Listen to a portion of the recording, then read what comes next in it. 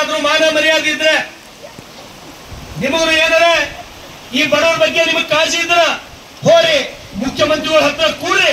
ಆ ಸಂಬಂಧಪಟ್ಟಂತ ಇಲಾಖೆಯ ಮಂತ್ರಿಗಳು ನೀವು ನಿಮ್ ಕೈ ಕೆಲ ಕೆಲಸ ಮಾಡ್ತಕ್ಕಂತ ಪೌರ ಕಾರ್ಮಿಕರಿಗೆ ವರ್ಷಗಂಟ್ಲೆ 20 ತಿಂಗಳು ನೀವು ಸ್ಯಾಲರಿ ಕೊಡೋದಂದ್ರ ನೀವು ಮಂತ್ರಿ ಆಗಿರ್ತಕ್ಕಂಥದ್ದು ನನಗನ್ಸಿ ಮಟ್ಟಿಗೆ ಸರಿ ಇಲ್ಲ. ಇಲ್ಲಾಂದ್ರೆ ರಿಸೈನ್ ಮಾಡ್ರಿ. ನೀವು ಇಲ್ಲಿ ಬಡ ಪೌರ ಕಾರ್ಮಿಕರ ಪರಿಸ್ಥಿತಿಯನ್ನ ತಾವು ನೋಡ್ರಿ. ನೀವು ಐಷಾರಾಮಿದೊಳಗಿದ್ದೀರಲ್ಲ, ತಿಂಗಳಿಗೆ 8 ಲಕ್ಷ ರೂಪಾಯಿ TAD ನಿಮ್ಗೆ ಹೊಂಟದಲ್ಲ, ಈ ಬಡವರ ಕಷ್ಟ ನಿಮ್ಗೆ ಗೊತ್ತಾಗಲ್ಲ. Al-Amin English Medium Primary and High School. Secure your child's bright future today. Free admissions, limited seats available. Hurry up. Manthara Hotel, first 3-star facility hotel in Baswa Kalyan and Shastri Bhavan Pure Vegetarian Restaurant. Comfort zone for your family. Above Reliance is Smart Bazaar Baswa Kalyan. ಜಗತ್ತಿನ ಅತ್ಯಂತ ಪಾವನ ಭೂಮಿ ಬಸವ ಕಲ್ಯಾಣದ ನಗರಸಭೆಯ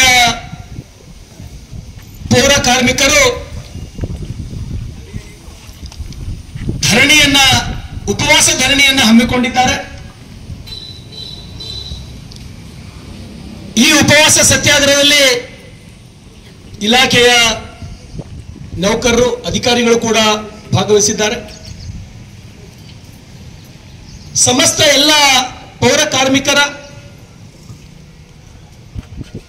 ಅವರ ಬೇಡಿಕೆ ಏನಿದೆ ಈ ಸರ್ಕಾರಕ್ಕೆ, ನಾವು ಬೆಳಗ್ಗೆ 4 ಗಂಟೆಗೆ ಎದ್ದು ಸಮಸ್ತ ನಗರವನ್ನ ಸ್ವಚ್ಛಗೊಳಿಸ್ತಕ್ಕಂಥ ಕೆಲಸ ನಾವು ಮಾಡ್ತೇವೆ. ನಾವೆಲ್ಲರೂ ಬಡವರು, ನಮಗ್ ಬಿತ್ತಲಕ್ಕೆ ಹೊಲ ಇಲ್ಲ, ಇರ್ಲಕ್ ಮನೆ ಇಲ್ಲ, ಅಂತ ಕೆಟ್ಟ ಪರಿಸ್ಥಿತಿಯಲ್ಲಿ ಜೀವನ ಮಾಡ್ತಕ್ಕಂಥವ್ರು ನಾವು ಅತ್ಯಂತ ಶ್ರಮ ವಹಿಸಿ ಪ್ರಾಮಾಣಿಕವಾಗಿ ಪ್ರತಿದಿನ ಬೆಳಗಾದ್ರೆ ಅದೆಷ್ಟೋ ಟನ್ ಕಸ ಇಲ್ಲಿಂದ ತೆಗೆದು ಹೊರಗೆ ಹಾಕ್ತಕ್ಕಂಥ ಪೌರ ಕಾರ್ಮಿಕರು. ಇವತ್ತು ಈ ನಗರದ ಎಲ್ಲ ಸಮಸ್ತ ನಾಗರಿಕರು ಸುಂದರವನ್ನ ಬದುಕಲಿಕ್ಕೆ ಅದಕ್ಕೆ ಕಾರಣ ಯಾರು ಅಂದ್ರೆ ನಮ್ಮ ನಗರಸಭೆಯ ಎಲ್ಲ ಪೌರ ಕಾರ್ಮಿಕರು. Noble Public School. Admissions are open. Elm se hi dono jahan mein kamyabi hai. Knowledge Park The Creative School. Admissions are open from LKG to 10th standard. Free uniform for new admission students.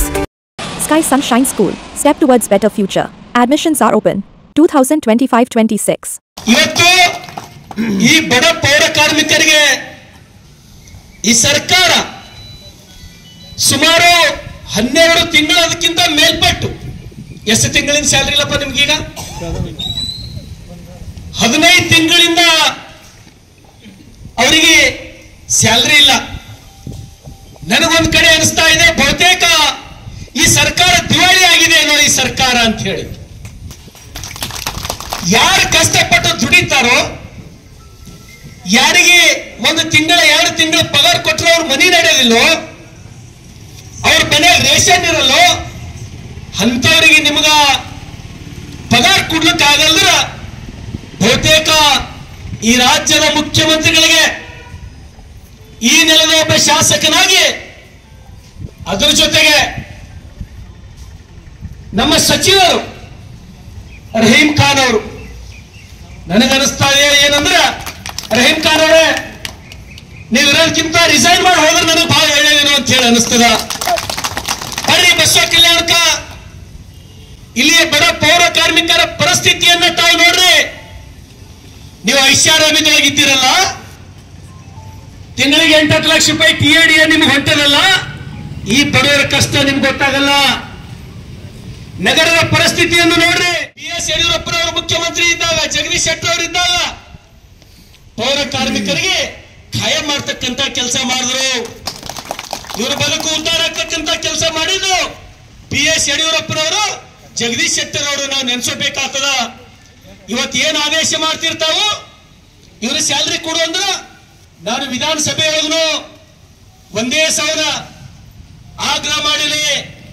ಅವ್ರ ಬದುಕು ನಡೆಸದೆ ತೊಂದರೆ ಆಗ್ಯದ.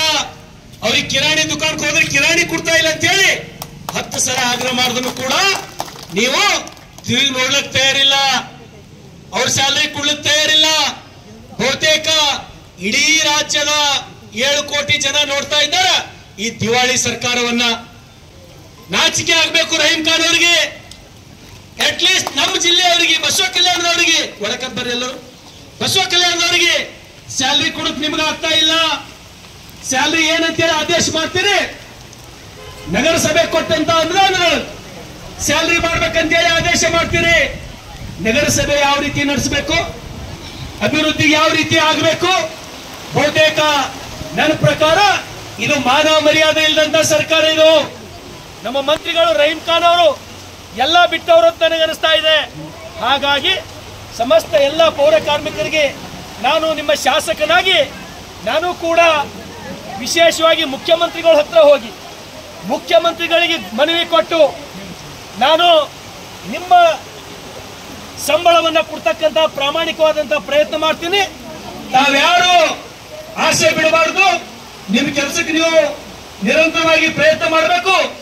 ನಾನು ಧರಣಿ ಕೂತಾದ್ರೂ ನಿಮಗೆ ಸಂಬಳ ಕೊಡಿಸ್ತಕ್ಕಂಥ ಕೆಲಸ ನಾನು ಮಾಡ್ತೀನಿ.